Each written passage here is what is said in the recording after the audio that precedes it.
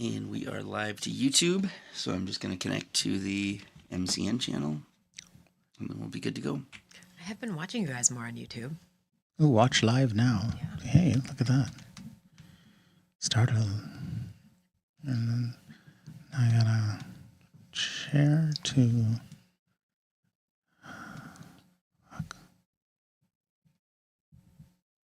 You know, I just think we should be on Substack, and we can. But I don't understand Substack. We can record. We can stream live to Substack, and it's We have to do that. we gotta figure. I know. We need We assistant. need a fucking. You need a Gen Z. Yeah, I know. Although I don't think Gen Z is on Substack. I think they're on other stuff, but I don't know. Who knows? Maybe they are. Are you talking about for the show? Yes. Well, we could do that. Yeah. Substack. Okay. You just have to. I feel communicate that. like our people are there. I do too. Do you watch the Ask a Poll stuff? That guy? No. Oh, okay. Ask a poll. Ask a Poll is what he calls Polish- it, but Polish it's just person? no, asking a politician. Oh. Oh, interesting. Ask a Paul, whatever. No, you said it right. Yeah. I was being dumb. No, he just does a bunch of whatever reporting from the Capitol where he talks in between sessions and stuff like that. So it's interesting. He gets more candid answers because they're on the walk. All right. Okay, guys, we are live. Going down We're good to to go. Substack. So I'm going to mute myself and start the commercial. Okay.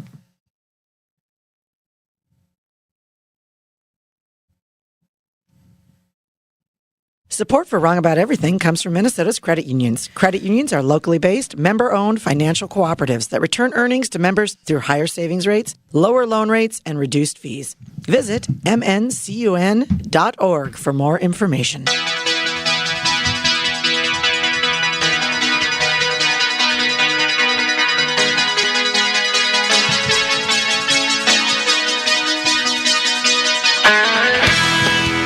And welcome back to another episode of the Wrong About Everything podcast. I am Democratic strategist, the Puerto Rican Heat, and intend to be speaking for the next 25 hours. Javier Morillo.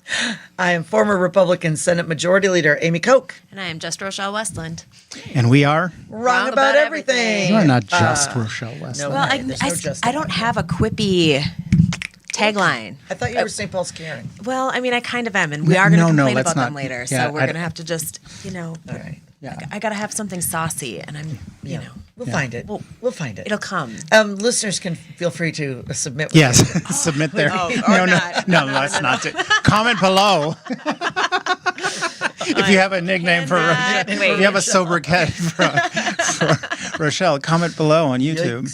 Yikes. Yikes. Well, we're missing one. We're one short, but 'tis the season because it is deadline week Deadline at the week. legislature. And I was wondering if I would be able to make it, but Brian McDaniel is at the Capitol.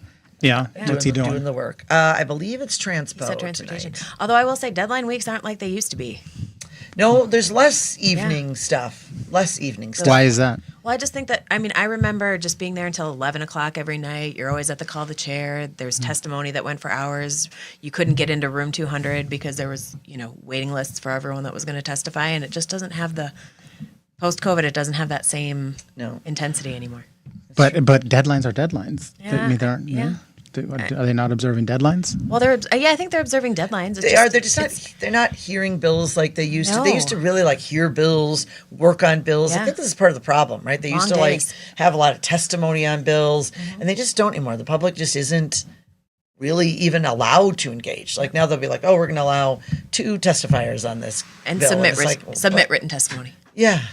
And it's just, yeah. I mean, I get that you have to control the time and the clock some, but also some of it is you just need to be able to vet these bills, right? Yeah, And you have to have right. a public weigh in. Yeah. So Now I sound old, but I miss the good old days of 10:30 p.m. hearings. Like, no. Well, welcome again to the Minnesota Credit Union Network studio. We are in MBC Studios in Minneapolis. Thanks, as always, to our producer Gabe Noah, a comedian producer who's he's the head guy here at MBC Studio for all your podcast needs.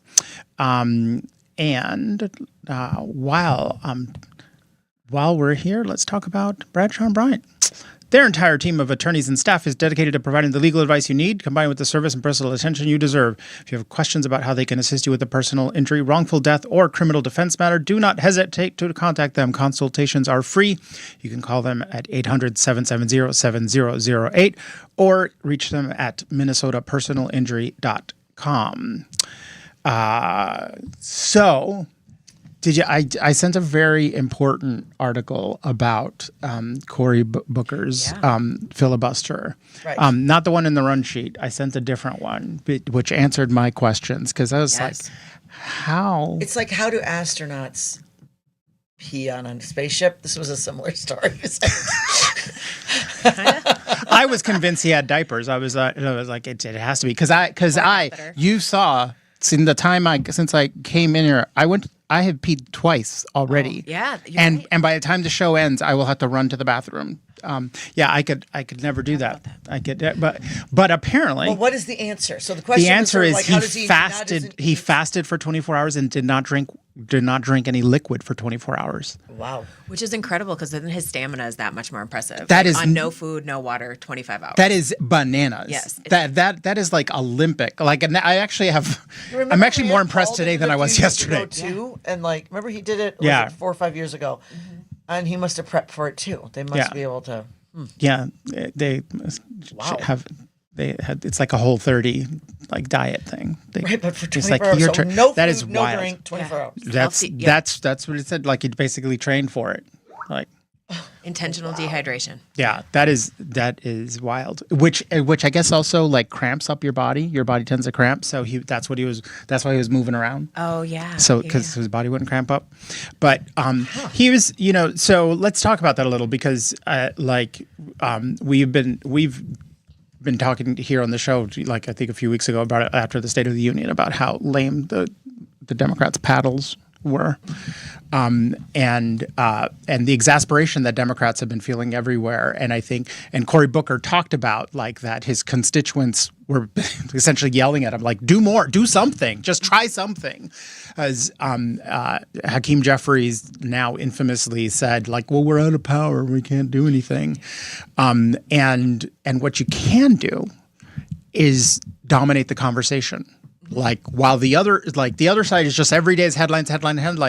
And so if nothing else, fasting and staying up and reading all these stories that I've then since heard quoted in the media. Like it does, like, as I was watching, I'm like, what is, like people may say, like, it's just a speech, who cares? Like, because it's not even a filibuster. He wasn't filibustering.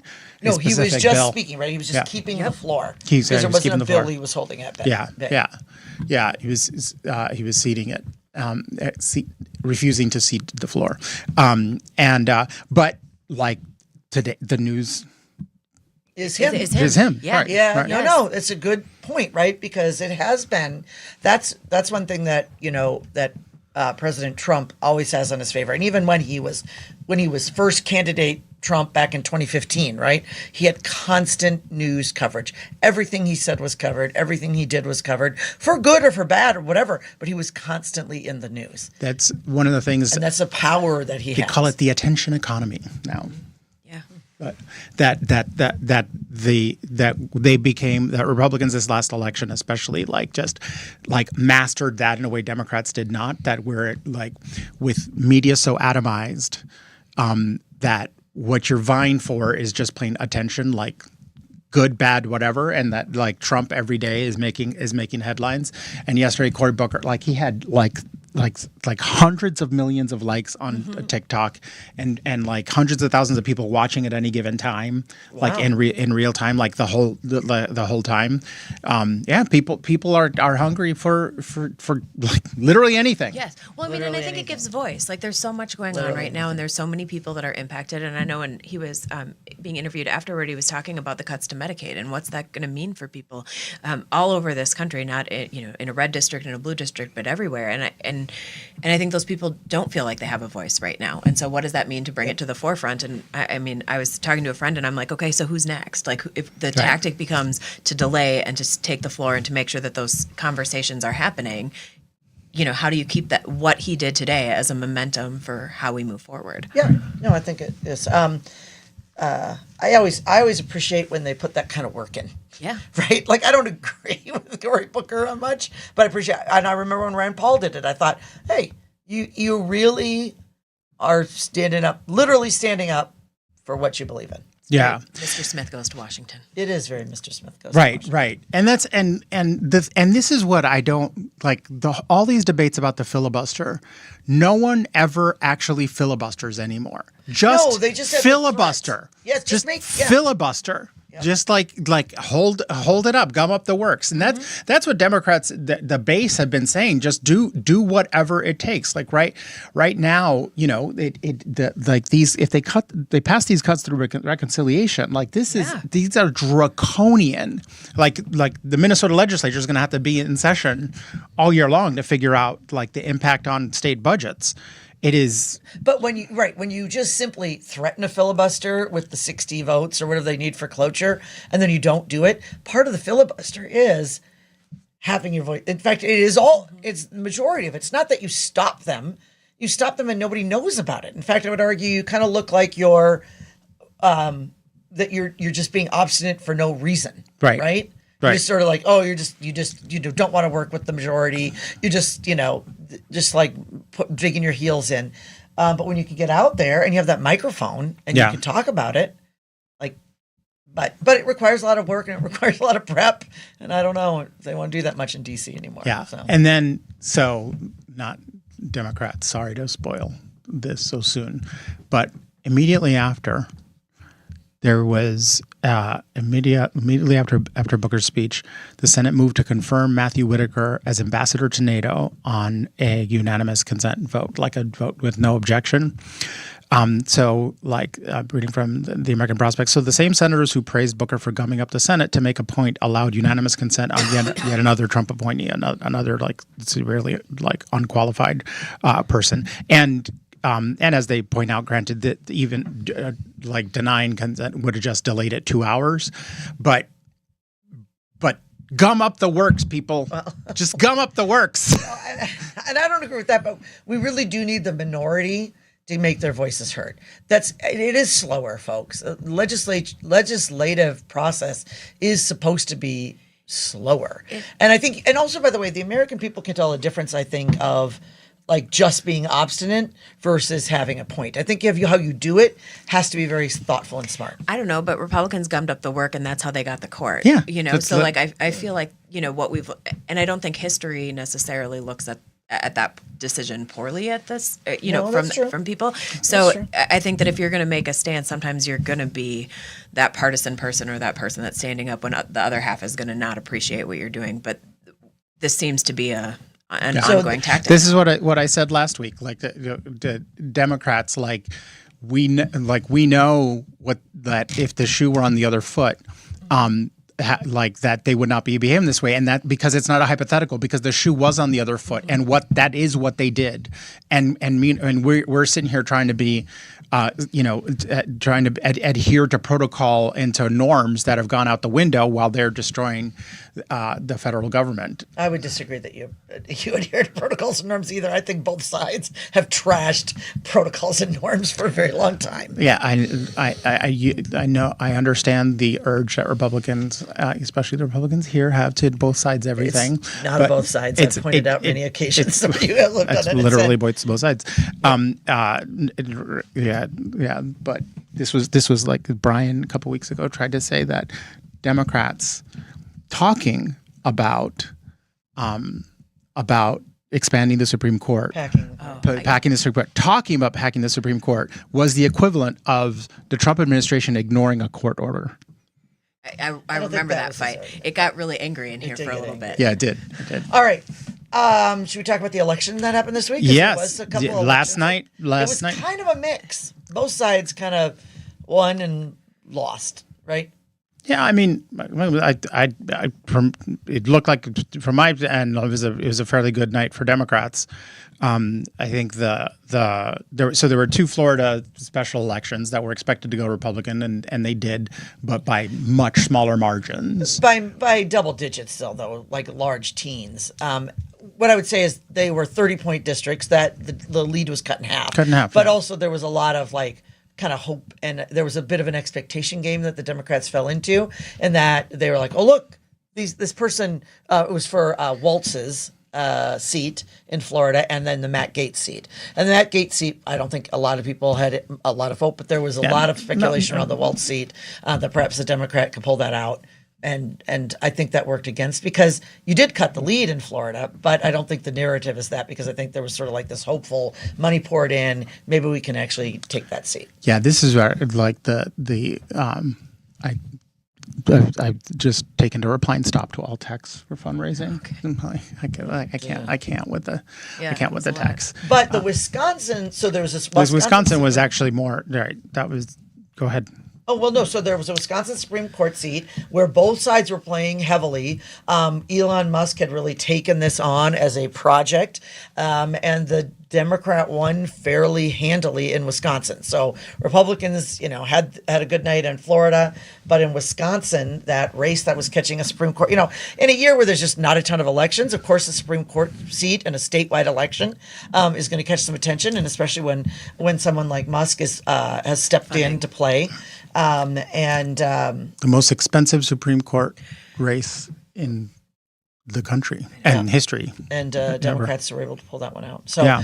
The other thing that I thought was interesting this week, and it's not in here, but so it actually, the Florida situation, though, did cause Elise Stefanik, who was named as the U.S. ambassador to the UN, to step back and withdraw from appointment to stay in her seat for a variety. I mean, Florida and what was happening there in sort of her own seat was I think of the seat specials that were that was going to be the tightest one. And so when they were seeing things closing even in Florida, and then knowing that seat was tight, plus there was a lot of infighting. My understanding is on the Republican side on who would sort of be the nominee, and so that combined with Florida, combined with just the seat that is, and she did step back and remove herself from nomination. Yeah, for UN ambassador.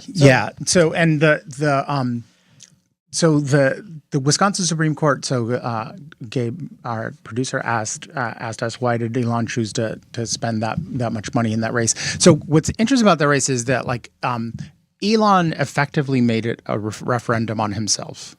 I think, so my day job, we put a lot of resources into that race, and a few months ago I was extremely worried.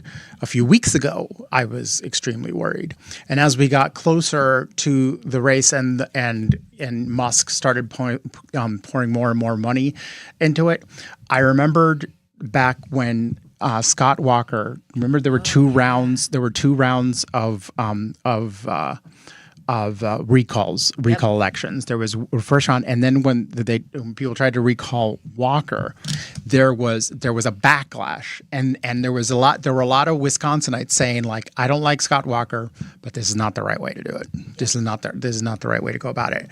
And in this one, I think Elon wanted to make a point to the country that he was hyperbolic, that Western civilization depends on this race. Yeah, he did play really hard, and I think it was to kind of prove a point that we can win this seat. And I guess that was, they wanted to prove the point that he can pour money into a race and make a difference, which would also scare Republicans in Congress into that, because that's the threat.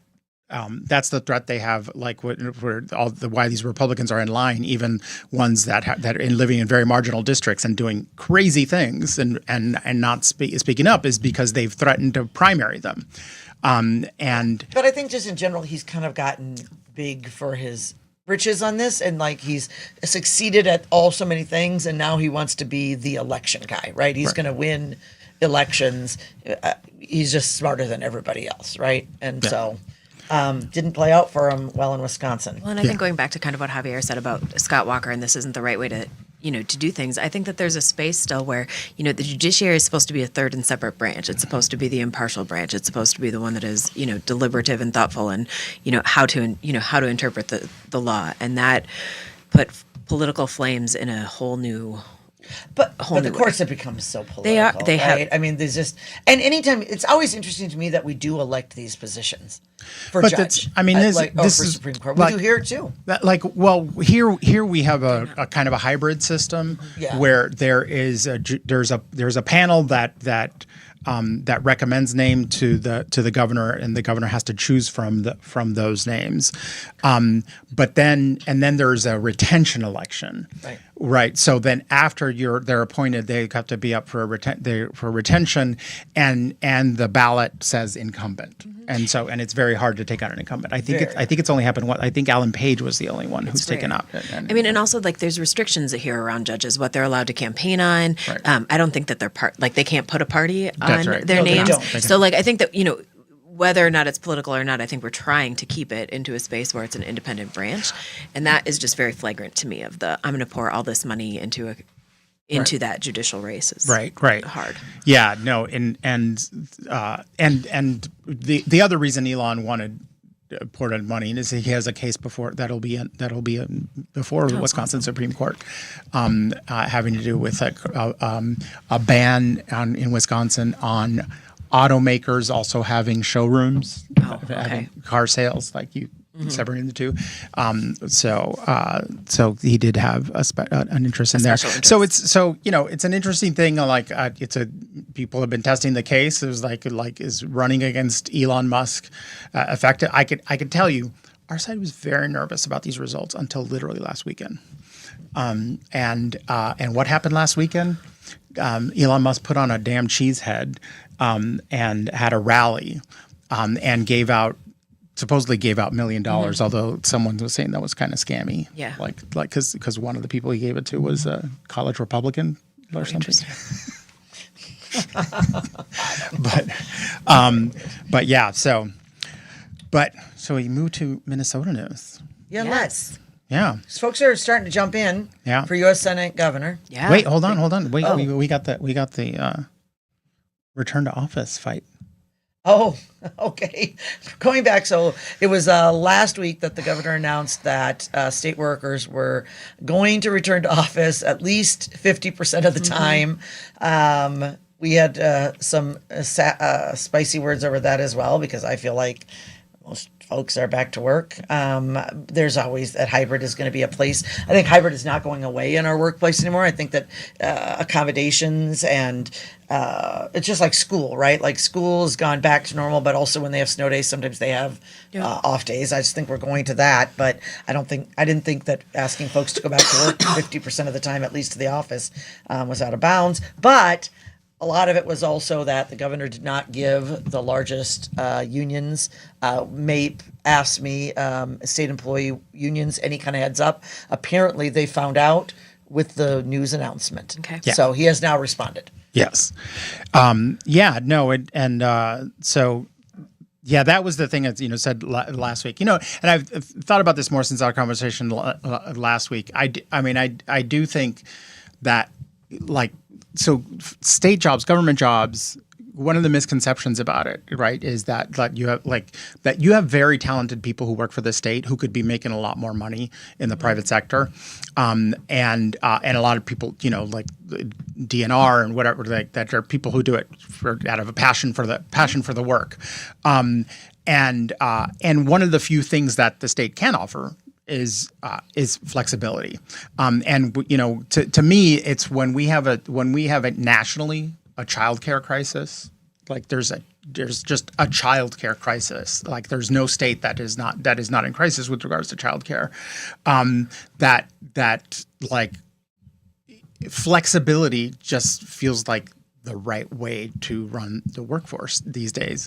But at a minimum, because we can agree to disagree on that, but at a minimum, if you have a collective bargaining relationship with your employees, and if you're a Democrat, one thing you could do is give those unions a heads up.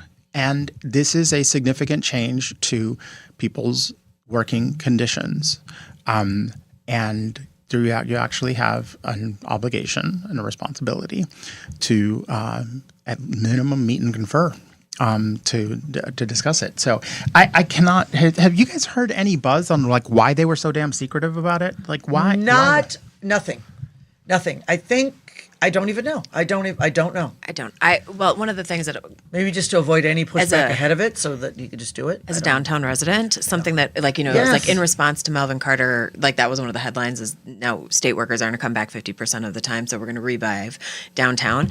And to me, that seemed like such a trite move with a downtown that's already dead and completely fallen apart, and like all of the services, some of the daycares, some of the restaurants, a lot of the restaurants, even more are closing. There's nothing to come downtown to that brings people in. And so like and I'm not saying that was just one headline that I saw when that announcement came out as like, that is what, yeah. Yep, as part of well, that. and because they gave a heads up to Lunds. Which, okay, and my lens is still closed, so I don't get me started, right? But I think that if that was going to be this play to save downtown St. Paul, it was way too little, too late. So if you're coming in to save St. Paul, that's not what the ticket is, bringing state workers back, but. Or you could have done that, a year or two Or ago. it might, So you if it's- have the if it's a- off ramp.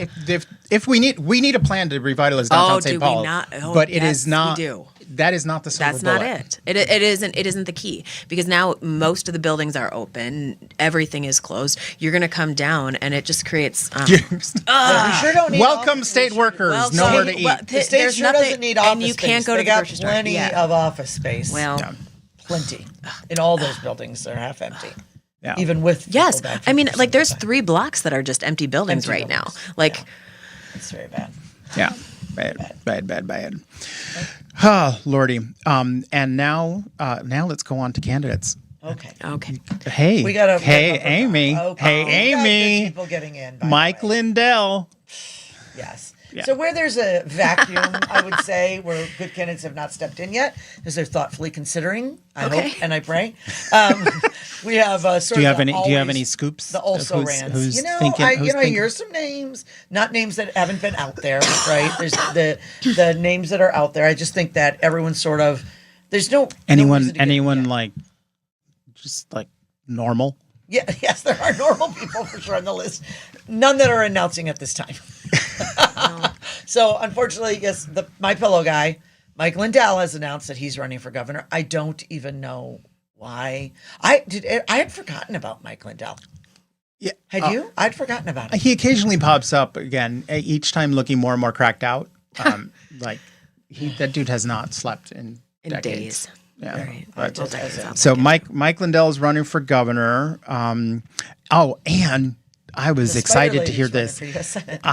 So I'm gonna have to carry anti-venom in the state fair debate for Senate, because Marissa Simonetti for U.S. Senate last Oh man. of the tarantula fame. For those of you who don't know, she Okay, so she had a roommate, a woman that was renting her downstairs in her house, and they had a disagreement, and she was trying, I think, to kick her out, but instead of using just the usual, I need you to leave, and here's the lease, and we're done, she like unleashed a tarantula Yeah. from its cage to go down the stairs, and of course the roommate was taping everything, and she ran for. County She was commissioner. running for County county commissioner. commissioner, Hennepin County commissioner for the area. She lives in Edina. Yeah.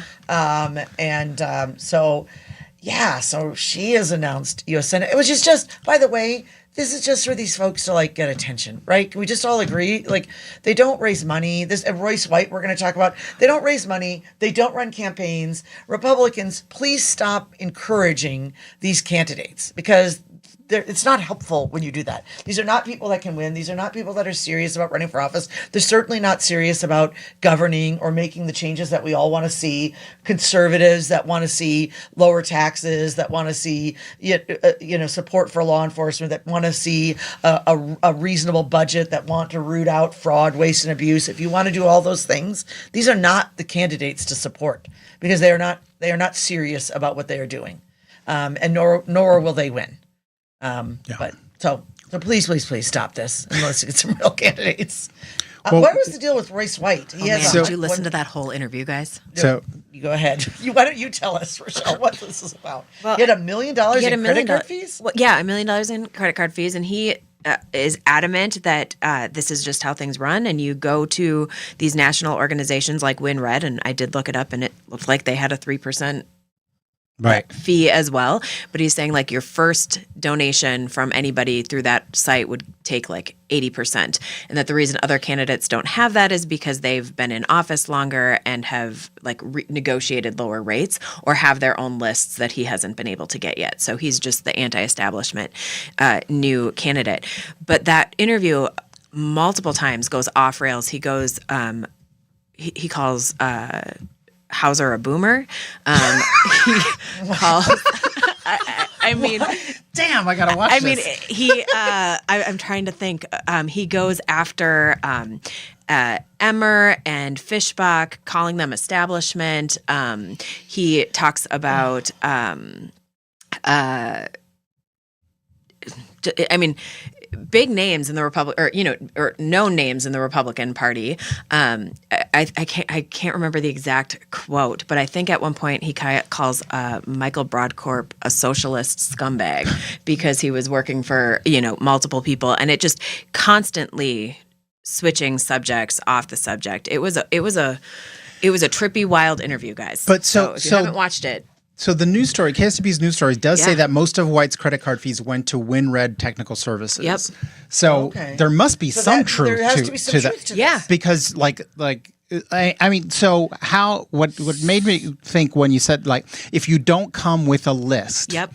you Yes. might have to purchase their lists from them. And that's what I'm guessing is happening here Yeah. because prospecting, fundraising Yeah. Oh, he says is that. expensive. Yeah. It is expensive. And that's not just because he's a new candidate, but Yeah. anytime you're trying to develop your bigger lists, and you'll do this, right? You'll have like set lists that you can use, and then you'll also do some prospecting where, yes, the company that does it, which maybe in this case he just used WinRed, but there are a lot of companies that do it, Yeah. they'll charge you a higher fee Yeah. to sort of, and then the idea is, well, if you get $10 from this person and we keep 50% of it, now you have 50% of that plus you have that name. Yeah, And you can go back to exactly. that Right, person right, and hit yeah. them up for more money. Yeah, that's so like whenever you get hit up for someone saying send me $1 or $3, if Yep. we get $7, if we get $8 from everyone who gets this text, what they're doing is list building. Yes. That like so create and which is So I can be wouldn't used call it effectively. credit card fees, though. I think it would be fundraising. Maybe he just has misclassified this in his report. Like I said, what you said makes sense. I think that he was trying to say exactly what you guys were saying, but it went off rails. I every 30 seconds. also would not be surprised that a novice political candidate who is I hope he's not listening because he's really mean, unbalanced, that he would be suckered. Like I think he got like Yes, no, I that think so too. that Somebody said- someone made a lot of money off of him. Yes, 100%. Someone So we can made do a lot of this. money off of that Yeah. campaign. And by the way, there are those folks that Yeah. are attached to campaigns. They're not worried about who wins or who loses. They're worried about, running a campaign where either you have a wealthy candidate that doesn't know better and opens their pockets, or you have a novice that can raise money, and he did. He had Yep, that's he had what he a, said. he had a take and a message that was fairly bombastic and could tap into like a national fundraising. Right. And as a part of that, they prospect on that. They send out bombastic emails in his name, and they keep most of the money. And Yeah.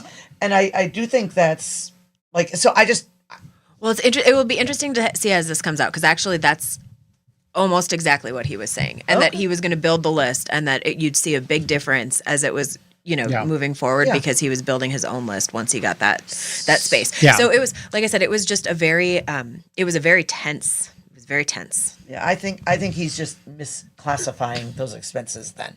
Yeah. And somebody did make a lot of money off of him, which is part of this game, especially for new folks. It's unfortunate because that's one thing I always watch is like sort of the campaign. And very early on, there were mainstream people who were encouraging him to run because he has name ID. Right. Why did he's a sports guy? Yep. Basketball. Played in the NBA very briefly. Very, very briefly. Very briefly. Very briefly. So how high is his name ID? Well, I don't know, but also I think that he has a podcast. He has a big voice. He says, some very Trumpy, outrageous things, and is able to get a lot of attention that way as well. I mean, that's along with name ID. It- Yeah. Ooh, Lordy. But Yeah. So okay, well that matches. Look at us. We're kind of like, well, maybe you got a point there. I know. Well, but I it's mean, not like I said- credit card fees. It's something else if that's the case. Well, I mean, we're just speculating, trying to We make are sense of what speculating. he said. What he Yeah. said, like, who knows what? as soon as you said that, I was like, oh, it's prospecting fundraising costs. right. Oh well, like I said, and I actually think he used that word. So Oh, Oh well. maybe well, go watch the interview. Yeah. It's an interesting 30 minutes. all right. So, in last bit of Minnesota news, this last weekend, Minnesota DFL Party elected a new chair for the first time in 14 years. Ken Martin is no longer chair after being elected Democratic National Committee chair. Richard Kalbaum, who became known to at least political insiders as the campaign manager for in 2012 the campaign to defeat the amendment when Amy Koch tried to ban my marriage. Nope, not yours specifically. Not better. Not better. Joke never gets old. Never gets old. It is a joke, people. Of course, it's a joke. What? Yeah, yeah. No. Yeah. You owe me some chores this year. I do. Yeah, you didn't do any chores on my I anniversary did this it. year. You should call on his anniversary and offer Oh, to do that's some nice. things around the house. Yeah.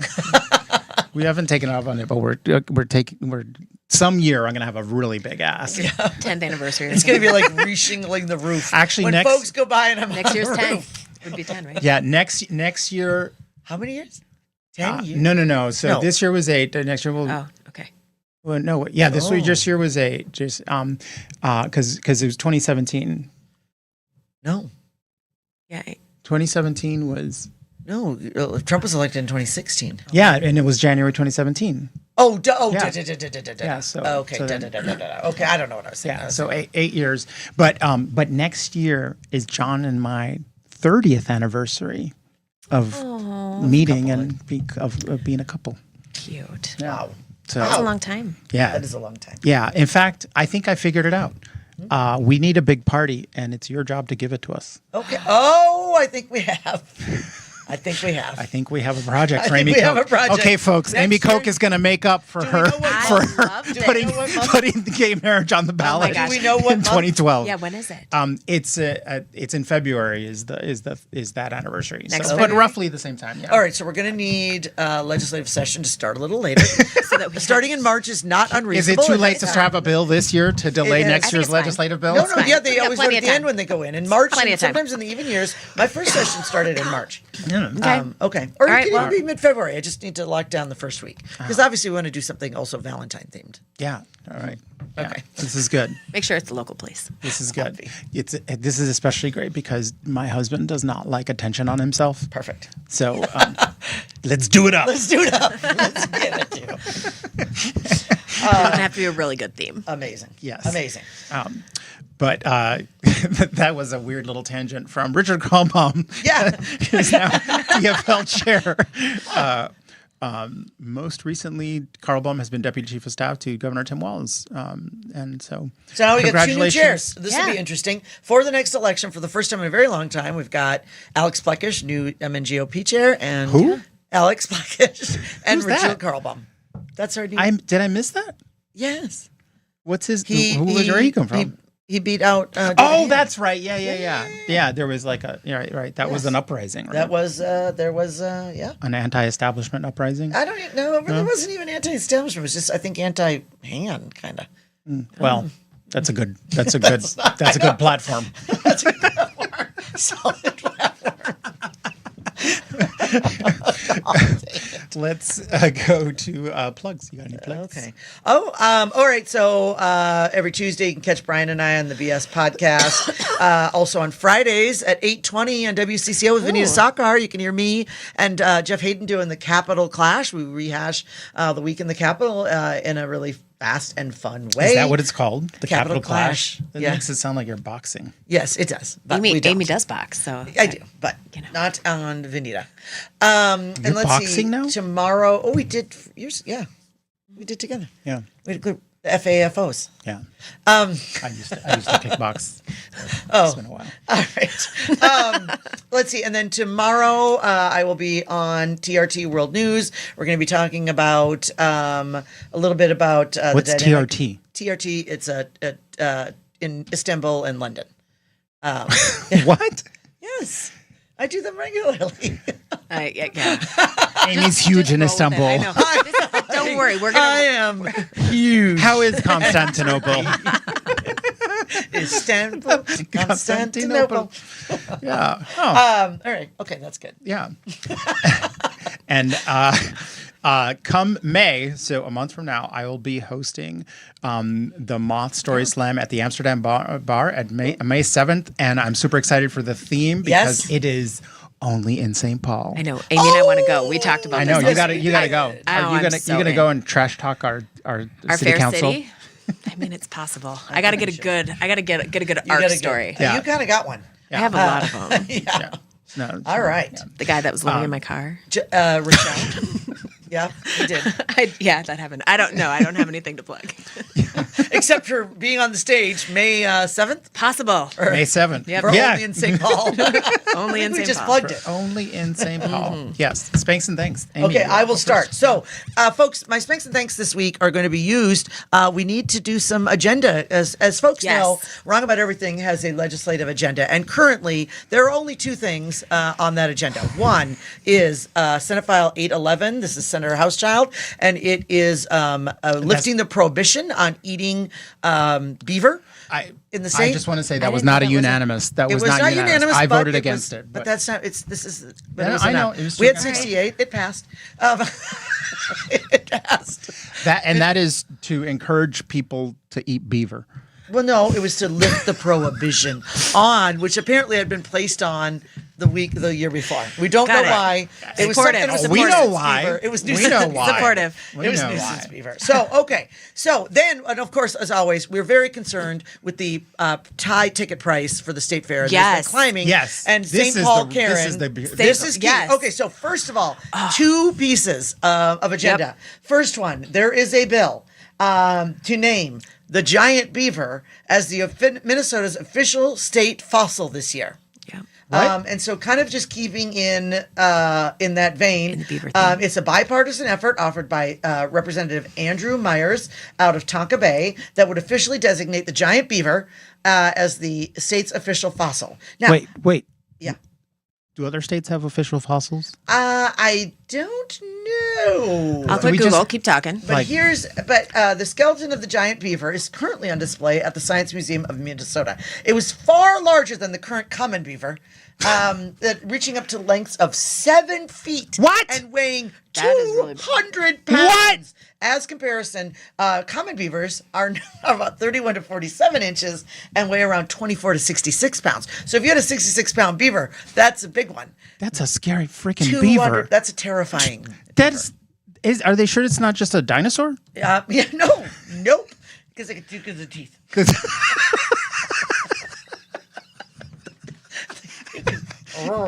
So, oh my God! Wait, That- so we have a fossil? Of, We don't, but a we lot don't. of states do. Okay. Like, look at this list. Oh my It's God. actually almost everybody. So we're catching So up. We're catching up on the catching state up. fossil here's where I am. situation. I Okay. am, in general, we have a beaver-friendly agenda. All right. And so I Pro-beaver. offer this as, I just have I'm a a problem beaver with ally. state anything I because at appreciate one point I offered the state dog bill and it was a beautiful bill and I'm I had still waiting an for that. amazing press conference and it was incredible. And then someone who shall not be named, but his name rhymes with Lurt Sauer. No, Lurt Sout. Lurt Sout. How did he did screw not it agreed to author and then didn't drop the bill. So I'm a little sour on this, but I'm willing to put this up for a vote. So giant beaver fossil, Andrew Myers legislation. Yeah, All sure. in favor say Supportive. aye. Aye. Aye. Opposed? I Same love sign. No, old beaver's good. All right. But also state dog, please. Yes, but also state mod. All right. So that's been joined. Now the next one. Where is this beaver? Where can it be seen? At the Science Museum. I haven't been At to the Science Museum in a long time. Me either. Yep. I don't. It's just in St. Paul. Yeah. They have a fossil section. I should They I have should go a again. giant Yeah. beaver section. Yeah. I want to see this 6-foot beaver. I know, right? All right. Yeah. They've been extinct for around 10,000 years. So, okay, so the next piece, and this goes to a friend of the podcast, and folks might know, Representative Mike Freiberg. You may remember him. He's been on the podcast because he was our hero who dropped the legislation to enable us to remove daylight savings time, which we have been very supportive of. And he came on and he talked about that, why it hasn't happened, because we need the feds to do some stuff. But right now, Minnesota is poised, whenever the feds act, to get rid of daylight savings time. So we're very excited about that. So he's also known to Wrong About Everything listeners. He, I believe, received the Pat Garofalo tweet of excellence. I don't ever know if the Pat Garofalo tweet is about being canceled or being excellent. It's a fine line. It's a razor's edge. But in this case, it's of excellence because remember he did the thread where he compared then Representative, now Senator Lucero's jackets on the floor with My Pretty Pony cartoons. Oh. And it was a fantastic. It was very funny and Love was it. very smart. That Pat Garofalo did that? No, Mike Freiberg did. Oh, Mike Freiberg did. Okay. He won I the, was the confused Wrong About because Everything Pat Garofalo Award. No, Pat Garofalo racist tweets. Well, no, sometimes it's excellent. Sometimes he gets canceled. Fine lines. Just stay away from the NBA. Right. Commentary. But in this case, this was an excellent truth thread. Excellent truth thread. But that's Mike Freiberg.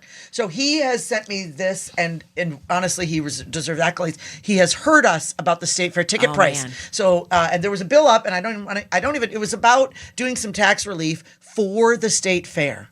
And Gabe, do we have the video ready to go? One thing the bill does is give an exemption for admissions to the fair. Now, I know a couple months ago, the Agricultural Society raised admission prices to $20 for anybody over 12.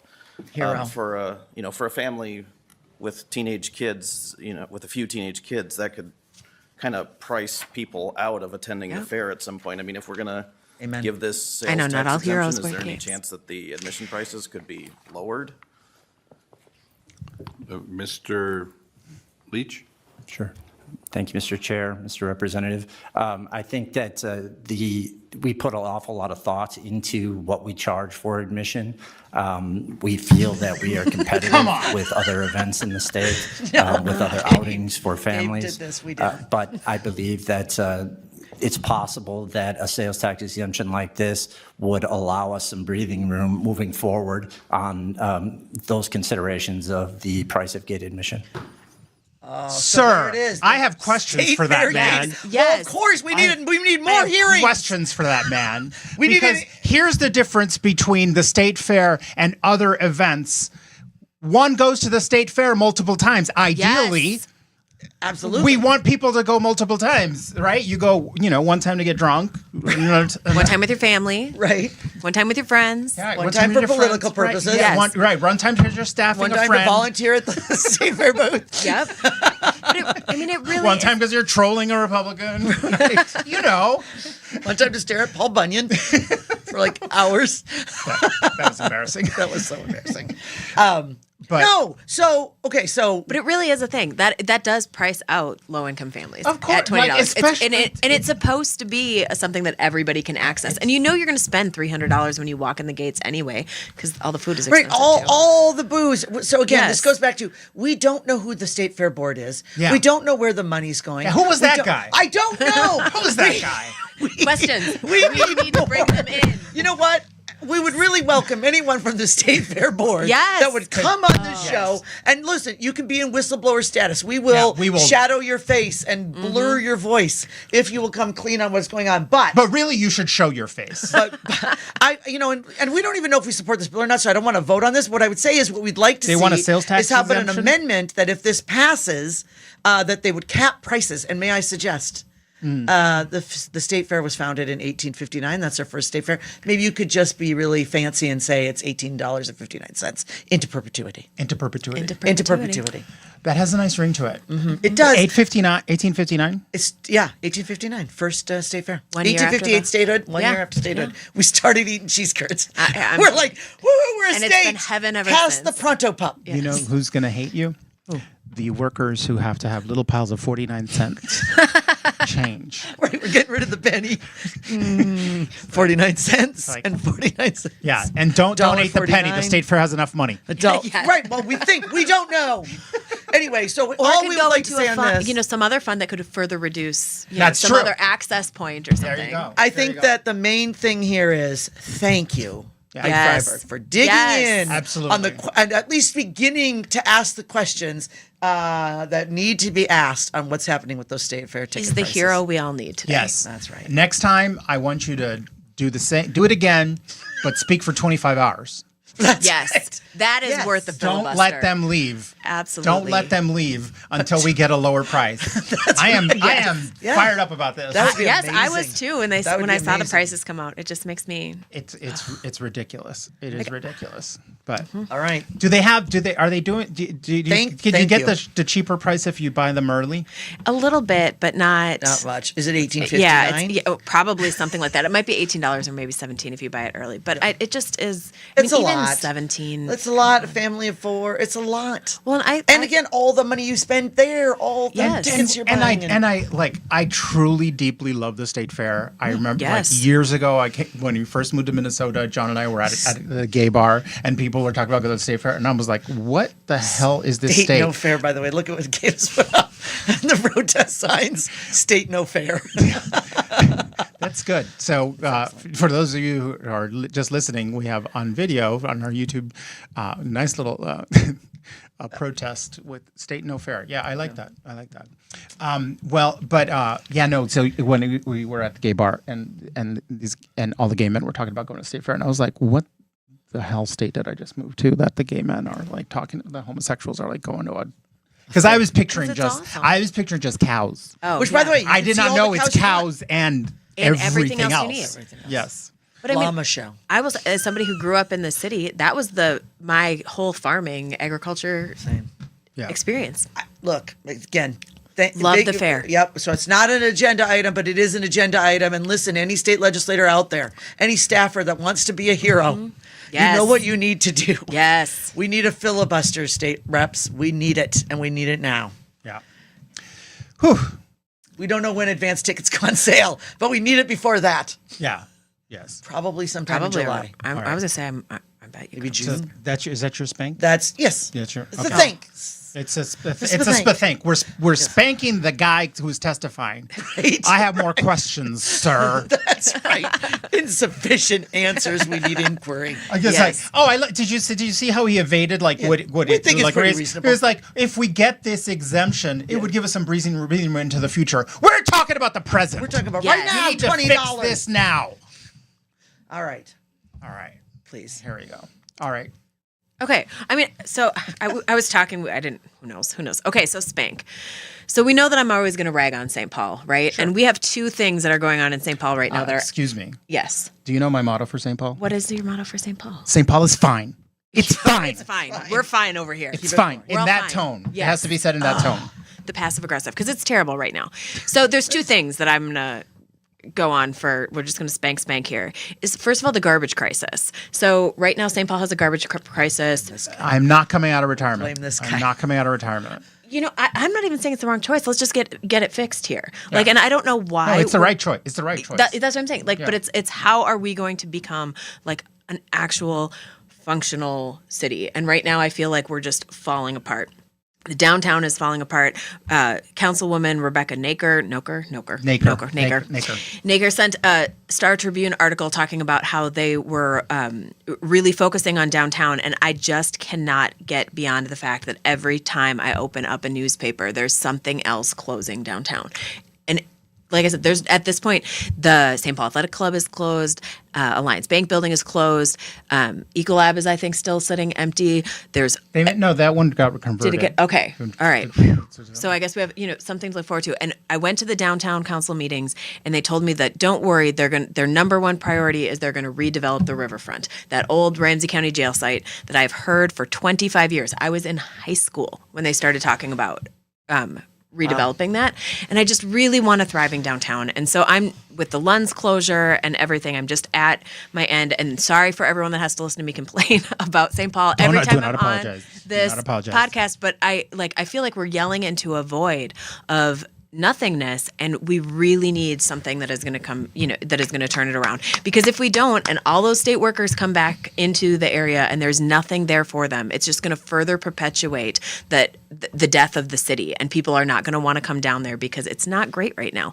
And so, City of St. Paul, please, please, please We need a plan. Talk to Detroit, talk to St. Louis. What did they do to start like turning their city back around? Because that's the level of crisis that we're in, and that's what we need. Yeah. So I'll take the St. Paul's #1 Karen if that's what it means to yell, but I really want a beautiful and thriving city again. And what's your other St. Paul's Spank? It's all Oh, it's all together. Oh, We're it's just all gonna get the garbage I thought together, you were get gonna- the city. I think we cleaned would up. like to say something about city No. council. Oh, I have a lot to say. I'm I'm trying to be a little bit positive, so we'll just. They like can't agree on. They can't the agree on Ward anything. 4. On Like, anything. and it is ridiculous. That's gross. It is ridiculous, and it's our council members. I know. Well, and we need them to be working together right now. Because They are being children. Don't And worry, they- their offices are getting oh yeah, we're getting their offices redone for $2 million, but don't. Yeah. It's less than they're investing in the downtown redevelopment. Yes. My spank is a sad one. These last few days, ICE has admitted that they committed an error, an administrative error, in deporting a Maryland man who had protected legal status, and he was sent to the notorious prison in El Salvador. Where supposedly they sent the quote unquote Venezuelan gang members, as we have learned more, and you might have seen photos of Kristi Noem posing in front of prisoners. That is literally a war crime to use prisoners in propaganda, just FYI. But this person who was deported to El Salvador has legal protected status. He fled El Salvador as a child, like many people fleeing gang violence. And when we talk about gang violence in El Salvador, this is not a run of the mill, like whatever idea you have in your head of a gang. These are extremely sophisticated criminal operations that murder people. He left. What that means is he went before a judge, and a judge found that he had reason to fear for his life, and so he was granted status. He was picked up while he was while he was with his child. He was informed incorrectly that his status had been revoked. That was a lie. That was false, and he was sent to El Salvador. J.D. Vance later, even after ICE admitted this, says it's gross to be fired up about gang members getting deported while ignoring citizens they victimize. He wrote on the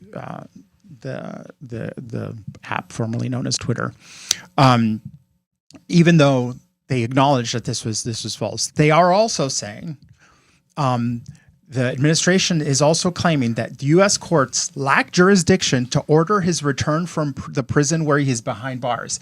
Now, this prison that he is in is infamous. Is what Bukele has put.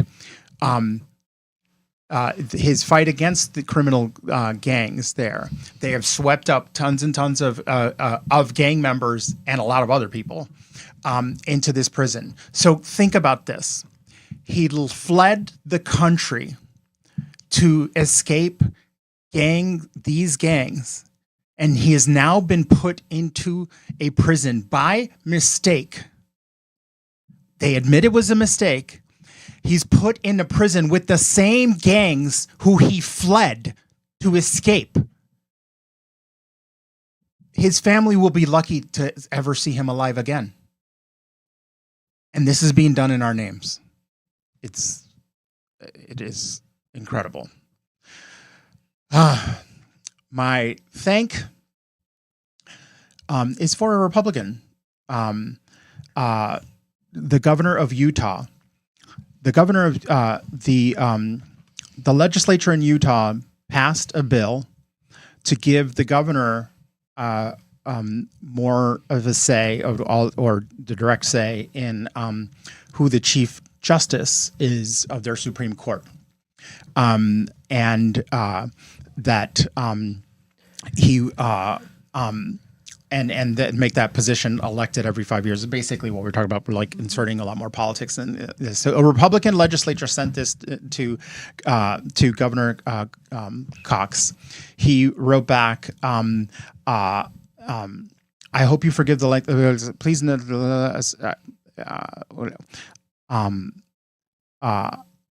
he says, I hope you will not be offended by my sharing several extended passages from the founding period of our country. He writes this long, and he says, we are lucky to live in a state with a legislature that is deeply committed to the teaching of civics.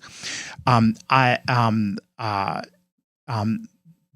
he goes on to say that thanks for the offer, but no thanks. There's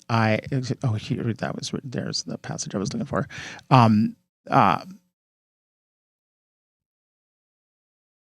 Most people believe that our three branches of government are co-equal branches of government. However, that is not exactly correct. While all three hold equal status and separate and important powers that serve to check and balance the others, the founders understood and intended that the legislative branch would be the most powerful.